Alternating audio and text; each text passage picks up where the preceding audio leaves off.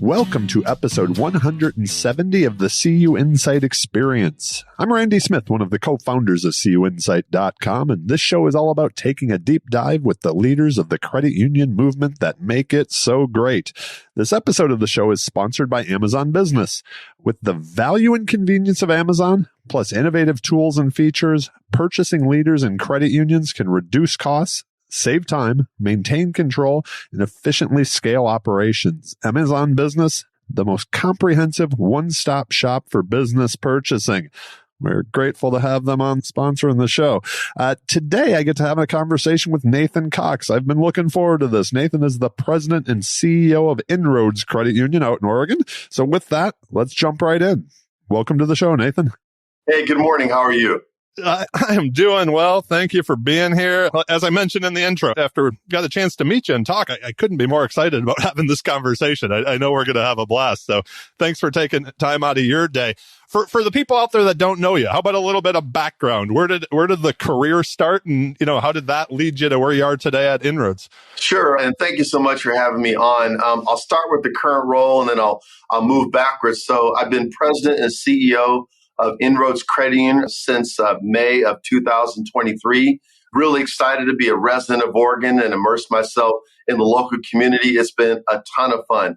Prior to that, I had 4 years in the industry with another credit union in California, but most of my career has been in banking. And I know we joke about banking being the dark side, but I've had over 30 years of banking experience, and most recently, before I came to the credit union space, with U.S. Bank, and there I was a senior vice president and market leader where I oversaw commercial banking and other related business activities.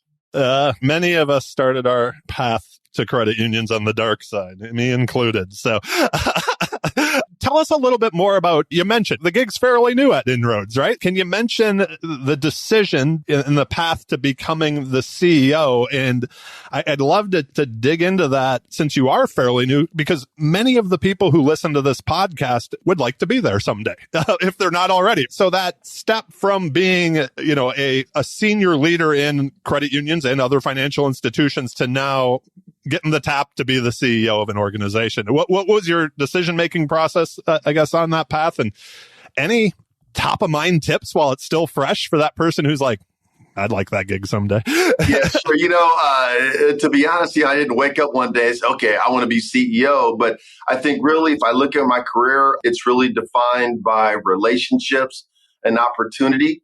And my career really has been like an escalator. I go up, I go over, I go up, I go over. And sometimes you have to make a lateral move to get to the next level. So it's really been about, broadening my skill set and the right opportunity. So for me, the credit union space is, to me, a match made in heaven, because I get to combine my lending and analytical skills and then have a immediate or direct impact in the community I serve. What I would say is helpful to become a CEO is that, number one, you want to make sure that you understand our business. And our business is related to finance, lending, HR, all the areas that drive the credit union business. You need to have an understanding. And then I think also, just as important, surround yourself with great leaders, give them responsibility, and let them go do their job. Let me ask you this. I loved your escalator analogy there, and I'd not heard that before. So this idea of, I guess often we think about that, like if we're going to make a move, if we're going to look at maybe a different position, we want it to be still going up, right? So that idea of a lateral move, in the past, when you looked at those, what made you pull the trigger? Like, was it something that you saw more potential one place than the other? Because, credit unions, we love to tell the story of like the teller to CEO. But many people, that's not the path they take, right? Like you have to sometimes leave an organization to get the opportunity that you're looking for. So even before becoming the CEO, when you were looking at, if you can think back to, I guess, one of those lateral moves, like what was it that made you say, yep, I need to take this shot? There were three pivotal moments where those lateral moves made sense. The first one, early on in my career, I was a sales rep for Wells Fargo in commercial and corporate banking. And at the time, in the late 80s, early 90s, there was no career path. So my lateral was to go to credit management training, become an underwriter and understand the credit portion of the business. So that was my first lateral. My second lateral, again, as I moved up, I was having sales and sales management experience, but I didn't have any true managerial experience. So I went and managed a commercial office. And then what really got me to the next level from an SVP standpoint is that I managed commercial banking, retail banking, but my next lateral was to manage private banking. So now I've expanded my skill set by going from just business and commercial lending now to private banking and wealth management in addition to retail. So if you look at that escalator, I've gone up a few steps, but I've broadened my expertise significantly. And I think as a CEO, you need to have a very broad approach to problem solving in our business. So those are three examples. Let's talk kind of big picture, and we can bring it down to the credit union as well here. Like, what has you most excited? We're coming towards the end of 2023. What has you most excited for credit unions overall? It's a highly competitive space. And then what has you the most excited that you and your team at InRoads are working on? I would say what has me most excited is the opportunity for credit unions to grow, and primarily through business or commercial lending. Our small businesses need those partners out in the community, not so much to just, help make donations and partner, but really engage with thought leadership to help their businesses grow. And I think as credit unions expand their product suite and their skill set in terms of their employees, we're going to have a great impact. And then those small businesses will thrive because they get to hire more people, and that drives the economy. Relative to InRoads itself, I would say the same thing, but also just continuing our engagement and immersement in the community as a financial advisor, a trusted advisor, and a community partner. That's fantastic. Is there anything that, when it comes from the challenge standpoint, how about that? I like to stay focused on the positives, but what are the biggest challenges that you're seeing as far as credit unions nationally? I love asking this question to somebody who came from the banking background, right? Like you're in credit unions. I think we see the opportunities, but what challenges? He also came from California. I mean, that's fintech. You know what I mean? Like the landscape looks much different than when you and I got into financial services than today, right? So what are the challenges that you see credit unions facing? Yeah, speaking of the landscape being different, yeah, it was funny. Yesterday I was out and it started raining a little bit, and I'm not used to rain in early September. In California, it's still 95 degrees, so that's pretty funny. But I think that the biggest challenge for all of us is liquidity management and managing our balance sheet in the best way possible. We have a lot of different options through our regulators and federal government, but I think, optimizing our balance sheet position is my biggest concern and one of my top priorities. Yeah, we all have to think about that. That's for sure. I'd like to, you mentioned surrounding yourself with smart people. As you look back, did you have mentors that helped you along the way to the CEO chair? And I guess as an add-on, now that you are a CEO, what's your style? I guess, how do you look at helping others along the way as well? Sure. I would say since I've been in the credit union space, the two mentors that have helped me tremendously are Barry Nelson and Nuv Khanna. Barry's a retired CEO and Nuv is a current CEO down in Pasadena, Southern California. I used to work for them, and they guided me on really understanding the business from a people standpoint, a financial standpoint, a community standpoint, and they've been a great inspiration for me in terms of how I go about my business. In terms of my leadership, the interesting thing is that, we get called on a lot by vendors. And what I always tell the vendors, just because I'm the CEO doesn't mean, I make the decision. I direct them to my executive team. They're the ones that are empowered, they're engaged, and they drive their business lines. I'm just here to be a resource to help them move forward. So for me, I want, my leaders, and I truly believe they feel this, I want them to know that they're empowered, they're engaged, and I want them to fail forward and fail fast. It's okay to make a mistake. And a lot of times you learn more from what you did wrong versus what you did right, because it gives you a different lens to look through. Well, let me ask you that. This is a question that I always find interesting. You walked into an existing organization. Any tips for, I guess, the new CEO who is trying to instill that trust, right? That your senior leaders, your team knows that you support their decisions. You're there to help, but it's there that you're giving them that authority. Was there anything, again, since you are fairly new to the role, that you did to, we can't just walk in and say, trust me, right. I'm good. You know what I mean? What have you done, I guess, to build that trust where that senior leadership team that may have been there before you is all right, I can work with this guy. Well, I think the one thing I made very clear when I came on board is that it's Nathan who's the CEO, not the CEO who's Nathan. I have a role in this company where all employees work for the same company. I just have a different role that's a little bit more unique. So that was the first thing. The second thing is that I came in and I had a simple playbook. It comprised of three things: listen, look, and observe. I did not come in saying, okay, we're going to do it this way, we're going to do it that way. I came in and made sure that I understood things. And then lastly, I looked at things through the lens of my coworkers, whether it be the executives, the teller staff. I mean, I've been on the teller line, I've been on live calls. I'm really trying to see the company through their eyes. So that way, when I listen, look, and observe, I'm giving feedback that empowers them and shows them that I'm sincerely caring about their professional, personal gain.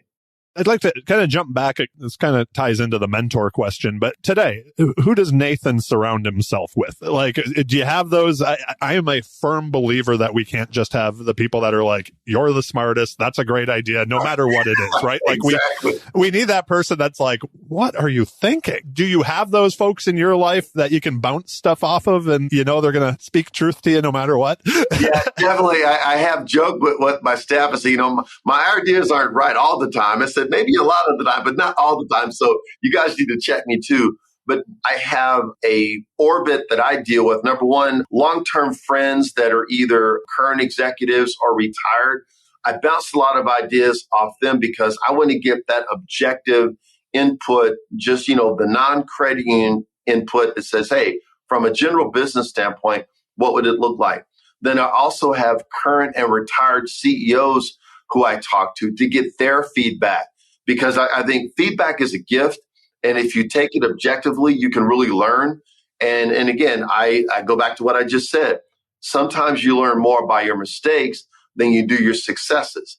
And I just really push people to fail forward, fail fast. And I think that's allowed me to have more of a cadence that is progressive, but also objective and listening to feedback. I like that. I love the podcast because I just get to ask people, kind of these questions that a lot of the time are scratch my own itch. And end of last year, and I've asked this question all year on the podcast. I was listening to another one, and they asked the question of what's the greatest investment you've ever made in your career? And I've given the example all year. Warren Buffett said it was Dale Carnegie courses. Is there an investment that you made in your career that you look back on and you're yeah, that was worth it?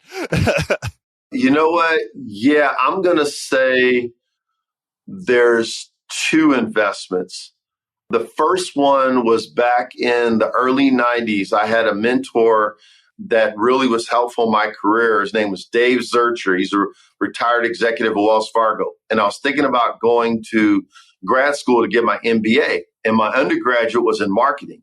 And I said, hey, I'm going to go back and get my MBA. I guess I should get it in marketing. He said, nope. Go get it in finance. And I said, I can't stand finance. In the financial services industry, finance is applicable in every part of the business. And he walked me through all the different business lines in banking and finance. So note to self, went back and got an MBA in finance because that allowed me to really think more critically and analytically. The second thing was that first lateral move where I went from the sales side to the underwriting side. And I went through a 6-month intensive program at Wells Fargo called the Credit Management Training Program. And it really opened up my eyes about the technical analysis that's required to be a successful lender. So those two investments in myself really took advantage of my professional skill set and played a major role in my success. And I'll close this point with one comment. when Dave and I were talking about getting an MBA, he says, look at it this way. An MBA won't necessarily make you any smarter. It'll improve your analytical skills. But the key is you don't want to be up for a position where you're just as good as the other person. And the only reason they got the job is because they had an MBA and you didn't. I see, that's sage advice. Yeah, absolutely. There's another interesting thing there too. I mean, again, I feel like you and I have probably been around similar amounts of time, and that idea that your undergrad was in marketing, back in the day, nobody was going from marketing to CEO. I feel like that's changed some over the past few years, but it did seem like everybody had to come from the finance side to become a CEO. So that does sound like it was sage advice at the time. That's for sure. I have a question about building a leadership team. And, we talk a lot about culture in our house. Jill. Yeah. So it's obviously, she's in the people business. So when we walk back to the beginning, you're building a team or you're adding a person to, let's say, your senior leadership team around you. Are there characteristics or things that you're looking for in folks? What does play into that process? And on the flip side, I'm going to roll this right in. Is there something that when you're talking to somebody, you're like, oh no, that's a no-go. You're not, that won't work at all. Yeah, I think probably the top thing I look for is self-awareness. Do they know who they are, the value they bring to the team and the organization, and how they can get better? The second thing is their ability to collaborate and take their technical skills and use that in a situation with others, both on their business line and in a cross-functional basis as well. And then the third thing is that I want someone with energy and passion. What turns you off? When you're in an interview or having a discussion and the word I or me comes up more often than not, that means they continue to go down the list of viable candidates or leaders. So let me ask you this. In your mind, today, 2023, I kind of think back over my career and a lot of the books that maybe we read, like when we were younger, what that typical CEO was or looked like or whatever it happens to be has maybe changed over time, or at least maybe we hope so. But today, what do you think makes a good CEO or a good leader in general? I would say in terms of a leader, I'll give you three characteristics. Problem solving. He or she has to have strong problem solving skills. And I feel that my analytical skill set contributes greatly to my ability to problem solve. You don't need to know everything, but you need to know a lot about a lot of things. Take that skill set and use it to solve everyday problems. So problem solving is the first thing. I think the second thing is to be a great listener, and don't listen to respond, listen to understand. It's called active listening. Yeah, active. Oh, I need to work on that every day. That is a struggle for me. Yeah. And then I would say the third thing, really enjoy what you do. A lot of people will want to become CEO because they're hell-bent on the title or the status.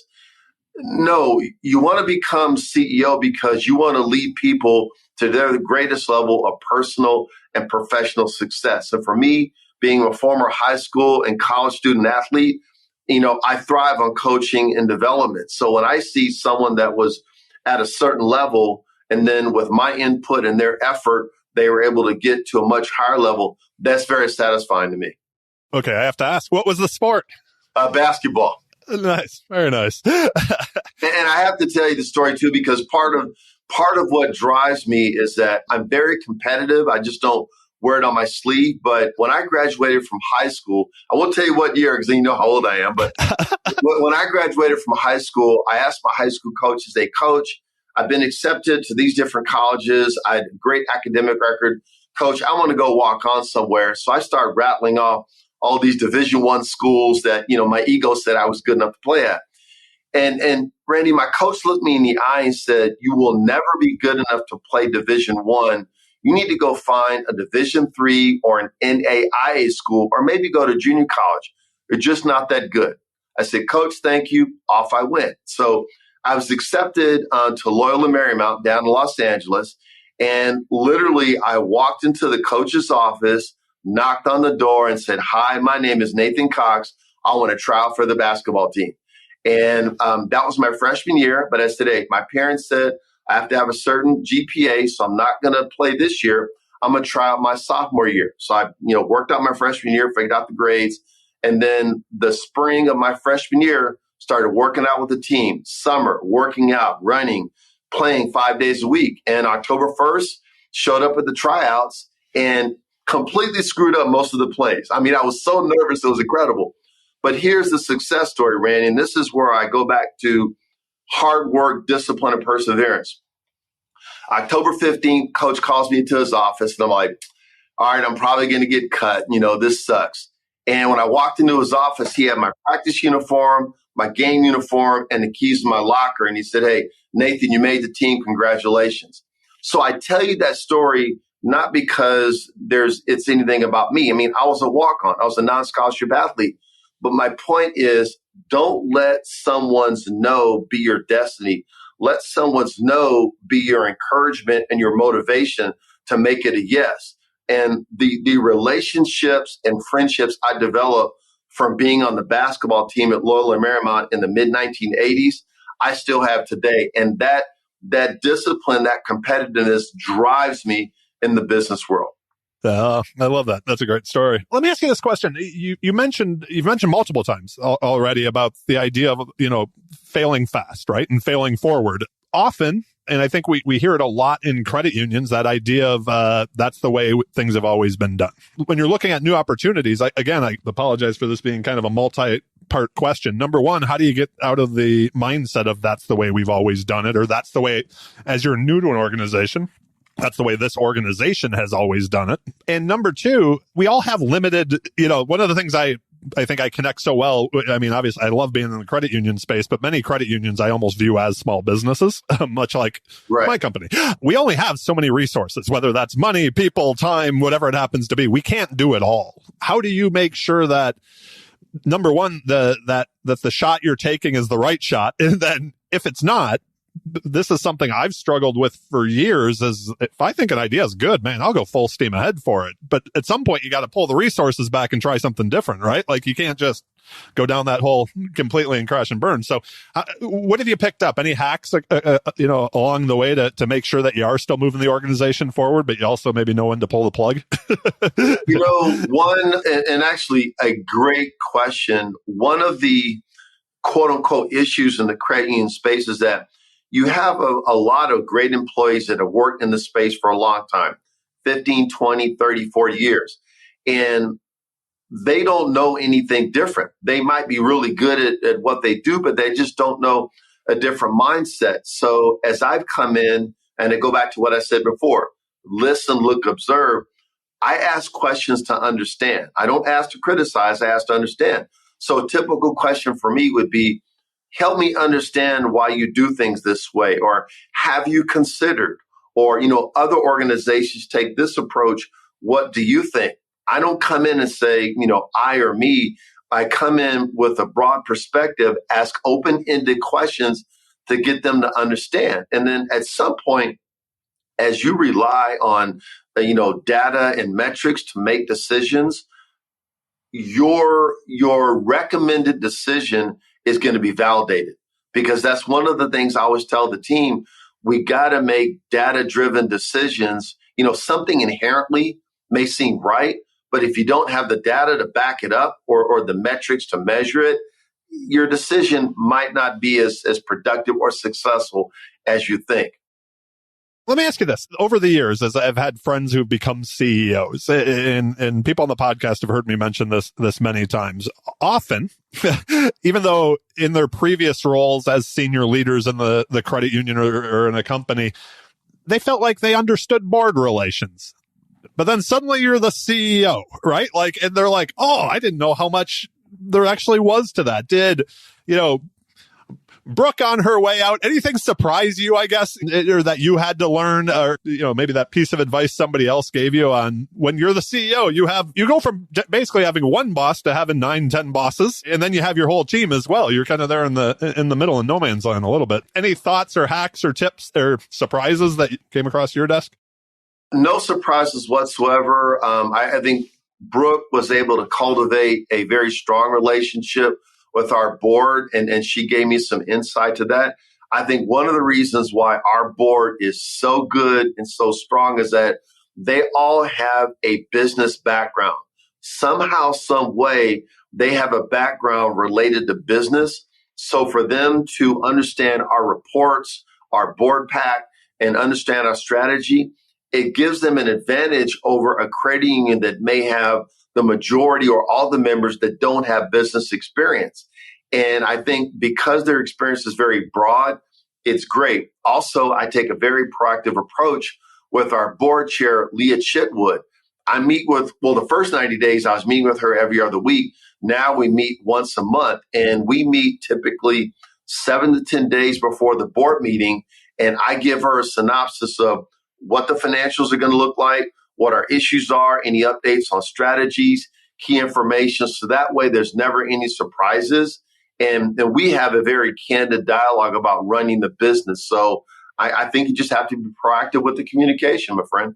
Communication. So quick question here on this one. Over the past few years, I think the idea of what work, being a physical space isn't, you mentioned, doing something you love, right? Like really digging into it when you're looking for people as well. What does a career in credit unions look like? Not only today, but say down the road in your mind. If you were thinking of someone graduating from college today, I feel like financial services has changed a bit since we graduated from college. No, I think it has. It doesn't have that luster that it used to have. Part of it is the reputation of the industry. And part of it is that, our economy has broadened. As you mentioned earlier, we got fintechs, all these other companies. There's so many different things to do. What I would recommend for someone coming out of college is I would position credit unions as an alternative to a bank in that you still get the benefit of being in the financial services industry, but you get to relate it to your passion about the community. And what you do in a credit union allows you to have an immediate impact on your community. So what I would recommend is, depending again on their background, they start off in a retail branch, maybe as a sales officer or loan officer, to understand that the customer service component of what we do, or if they have other types of education, maybe they come in as a loan officer or an underwriter or relationship manager, again, to get that different perspective. But I think as a group, credit unions can do a better job recruiting top talent, both from the undergraduate level and the graduate level. And we need to really go out and tell our story, because the story of the credit union space is tremendous. And again, for me, this is the best of all worlds, if you will. I get to use my analytical and lending skills on a daily basis. But when I'm out in the community and I'm committing to loans or meeting people, I get to see immediate impact of what I'm doing. And it's a great aspect of the job. I couldn't agree with you more. I think as people are trying to align their values with the career as well, I think credit unions are often overlooked. Quick question here. You mentioned you moved up from California to Oregon. Not only do you have to connect with the credit union and your new staff and team there, how about any tips as far as also meeting the members, getting involved with the community? You're the CEO of a financial institution in the community. So thoughts on that? Yeah, I got to share a funny story with you. When Brooke made the announcement about her leaving, I guess there was a little bit of an uproar at the employees. You guys like, wait, you're hiring somebody from California and he's outside the organization. Is the world going to end? But what we responded with is that, first of all, I'm relocating. So me and my fiance, we packed up everything and relocated. Number two, yes, you can still work remote. If you're a hybrid employee remote, you can still do that. And I'm going to be engaged. And I made it a point that from day one, meeting with community partners, business partners, I've been actively involved in various business and community organizations. I'm actually been asked to get on a couple of boards of directors. So that's the one thing for me that's non-negotiable about being a CEO. You have to be visible in your community and you have to be engaged with your staff. So as an example, one of the things I did, and I'm big on these surprise meetings. So I coordinated with one of our managers. I said, hey, don't tell the live tellers, but I'm going to sit in with them on the day for some calls. And when the members come through the drive-through and use the live teller, I'm going to pick up the phone. Because, CEOs don't, we're not around the teller line. We're not involved in customer service per se. So we set up this day. I got the headset on. I'm looking at all the screens and I'm telling myself, okay, hopefully I don't screw this thing up, right? But what I did is for about an hour, I took calls. So when the people came through the drive-through, I clicked, hi, this is Nathan. Welcome to InRoads. And they say, okay, my name is John or Jane. And then I would say, hey, just to let you know, I'm the new CEO of InRoads. I want to thank you for your business. And, so-and-so is going to help me out. Here's the coolest part about the what we did. So as part of what we call a random act of kindness, we picked members that we were going to give a random $50 credit in their account. So on one of the calls I took, there was a young lady that had a small infant in her car seat in the back. So I take the call. Hi, my name's Nathan. Thank you. I'm going to turn you over to so-and-so. She's going to help you out. And in the end, we have a special gift for you for being a loyal member. So we give her the $50 credit and she looks in the back at her infant, looks at us, starts tearing up. I mean, it was a powerful moment because you don't understand how a simple act of kindness, this is a $50 credit in someone's account, how this impacts people's lives. So that's why I come back to the credit union space. People need to understand that what we do impacts people's lives daily. And whether it's a $50 credit in an account or I'm doing a $5 million loan, we are changing lives. And that is the absolute best part of my job is the impact I see. And that touched everybody. There wasn't a dry eye after the call after that one. It's an interesting thing because often I think as we move up in organizations, we tend to lose that daily touch. So to be able to go back out and still see the impact, right? Like it's not just hearing the stories of impact, to actually feel that. That's a beautiful thing. Before we move on and have a little bit of fun and wrap up the show with some rapid fire questions, was there anything you were hoping I was going to ask you that I just didn't? You wanted to get out in the world? No, you know what? I think you covered everything. I mean, like I said, there's no magic potion to become a CEO. I think, again, relationships, opportunity, self-awareness. But, for me, again, I go back to me being that student athlete. When people tell me no, that just drives my competitive nature more often than not. And one other quick story, and we'll get to your rapid fire.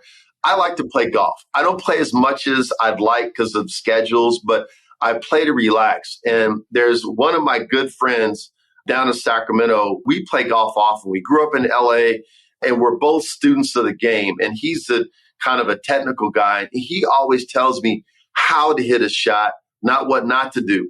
So I'm playing golf with another set of guys and I hit a really good drive. It was a par 5 and I had probably about 210 yards out. So I'm standing there kind of looking at the fairways like, what do I do? And they're like, well, what are you waiting on? Well, I'm trying to figure out if I can get on in 2. And the guys are like, you can't hit that shot. I said, yes, I can. You can hit that shot. So I said to myself, well, I can't repeat what I said, but I get out a 4-iron and I hit a 4-iron, 210 yards, pin high to the rough. And I looked over at them. And again, I won't repeat what I said, but then I chipped up and tapped in for the birdie. So that's what drives me. And, my parents, both of whom are deceased, my dad died 3 years ago. My mom died 10 years ago this past summer. They always instilled in me, if you believe you can do it and you're prepared to do it, success will come your way. And that's what I've tried to instill in my son, who he played college football. And now he's a great professional in the San Francisco area, recently married a year ago. And that's what drives me, Randy. I will do what I need to do to be successful, and discipline and hard work will get me there. I'm so glad that wasn't a tin cup story. That probably wouldn't have been a good way to wrap up the podcast. Well, I have my fair share of those with you. Right. We don't talk those. I love it. Quick with the rapid fire questions. The questions are rapid, but your answers don't necessarily have to be. What was the first job Nathan ever had? My first job after graduating from Loyola Marymount was with the Gallo Wine Company in Los Angeles, and I was a sales rep going out and building displays. So my day started somewhere between 4 a.m. and 6 a.m., calling on the store people, selling gallon wine and building displays and all that stuff. And I worked there for 4 years. And after 2 promotions, I got transferred to Northern Cal and then left the industry to go into banking in 1989. Very nice. Is there anything you're currently working on yourself? What's taking up the self-growth space? Trying to plan for a wedding next August on my spare time. Taking up some time. Yeah, trying to do that. And then also for me, it's about the long game. And I've been really working on being prepared to be on a board of directors. As I approach retirement and get into retirement, I'm preparing myself to be an independent board director on either a publicly traded company or privately held company. So I've been going through some executive education for that and really just honing my skill set. That's awesome. That's pretty cool. So one of the things I've found in myself and others, you mentioned your son, you mentioned your fiance and a wedding coming up, is often the career, the CEO role can take up a little bit of our lives. Any hacks that you've picked up along the way to create some balance and clear the head outside of work? I will give all the kudos and gratitude to my fiance. She's in the real estate business and is an entrepreneur with some other businesses. So she's on the go.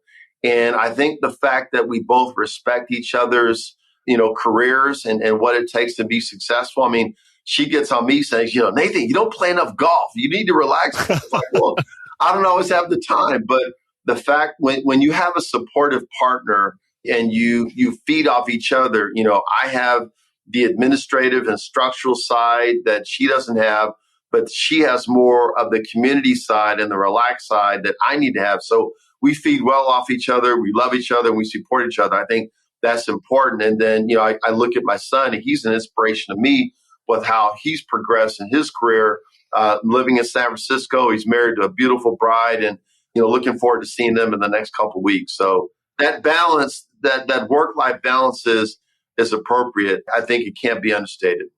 Yeah, absolutely. Hey, what's the best piece of advice you ever received? And do you remember who gave it to you? Yeah, there's a couple. I referenced my first mentor in banking, Dave Zurcher. He's a retired executive at Wells Fargo. And he said it kind of in a humorous way. He said, be careful of the ass you kick today. It may be the ass you kiss tomorrow. I absolutely love that. That's fantastic. Yeah, that was pretty good. And again, he very well-respected gentleman.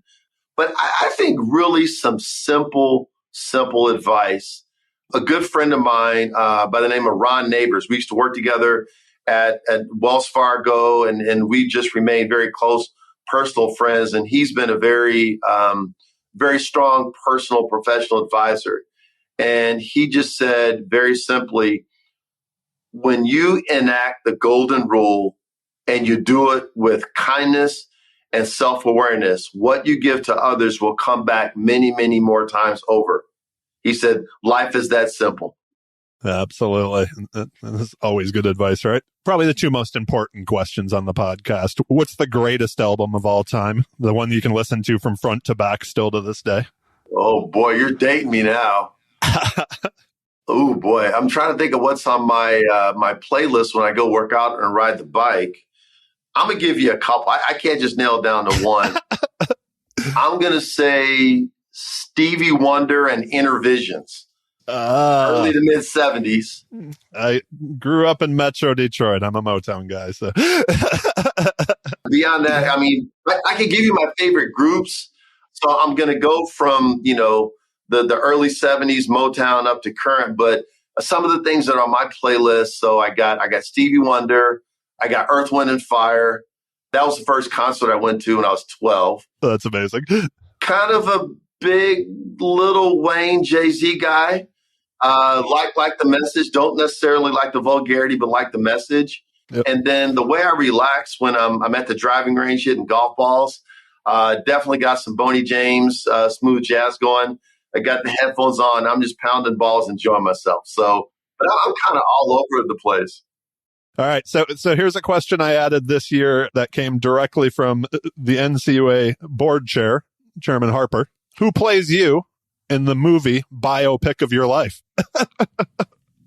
I'm going to say, although people say he has a better smile and looks a little bit different than me, but I would say one would be Denzel Washington. Yeah, I think he's a better actor, but back in the day when I used to have a mustache, people say I used to look like Will Smith.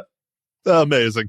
Awesome. The high top fade and the mustache. Yeah, that's kind of scary. That's a scary visual. I think we need that picture. So any books you're currently reading or that book that sticks out to you that you think any leader should read? The book that sticks out to me, and it's such a simple and easy read. It's a book called Raving Fans. Okay. It's about a 60-page book. It's easily 25, 30 years old, but it talks about the story of a manager, and I'm kind of, paraphrasing this, a manager who's unsuccessful.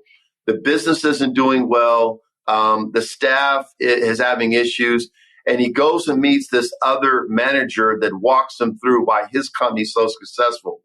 And his company, if I remember correctly, is a retail grocery store. But the tenets of the book are know your customers, or in our case, know your members, know your employees, self-awareness, servant leadership.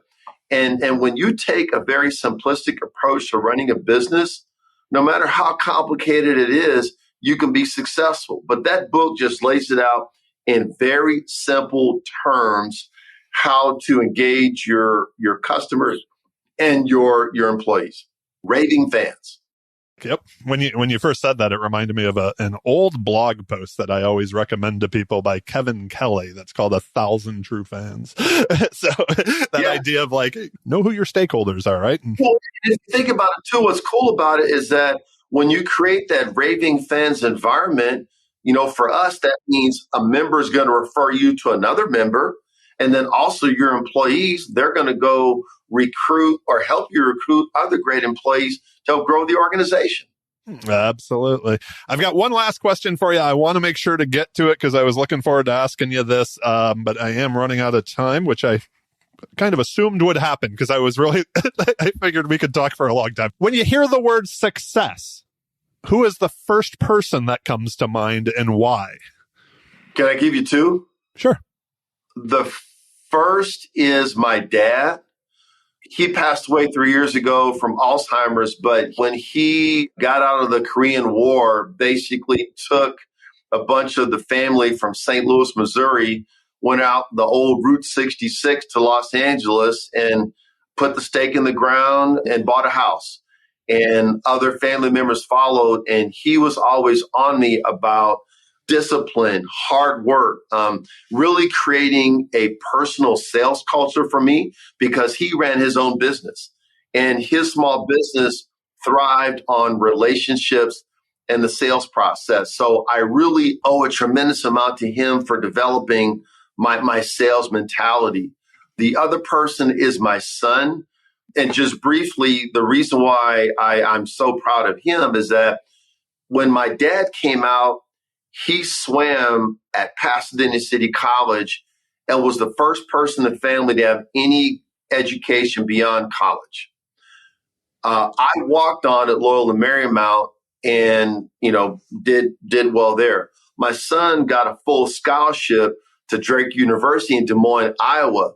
So the old adage about each generation getting better and better, my son has done tremendous things and has traveled the world, being a student athlete and a college football player as a means to open doors. So I would say those are the two people that have inspired me the most. I love that so much. And I actually think that that's the first time a child, his mom and dad have been mentioned often when you hear success. So congrats to your son there and congrats to you for raising what sounds like an amazing man. So my mom was great. Don't get me wrong. I mean, everybody in the family says I remind them more of my mom than my dad, but just from from a parent-child standpoint, and my son saw my dad's journey with Alzheimer's. I think it just really gave him a different perspective. But yeah, we're not going to forget Mom. I mean, I could go on forever about her. I absolutely love it though. But I love that your son was one of them. That's fantastic to me. So there we go. That's all the time we have today. Nathan, thank you so much for being on the show, my friend. I look forward to our paths crossing again soon. If people have more questions of you, which I'm sure they will, what's your poison? Email, LinkedIn? How can people find you? We'll use both. And first of all, it's been a privilege and a pleasure to be on this show. I just, from the first time we met, we had this karma relationship, and just really look forward to our paths crossing soon. I'm on LinkedIn, so you can hit me up there. Also, my work email is Nathan, Nathan, .Cox, COX, at InRoadsCU.org. So either the work email or LinkedIn, hit me up. Happy to start up a conversation. We will link to that and everything we talked about today in the show notes. Thank you again for being here, my friend. I greatly appreciate it. You're welcome.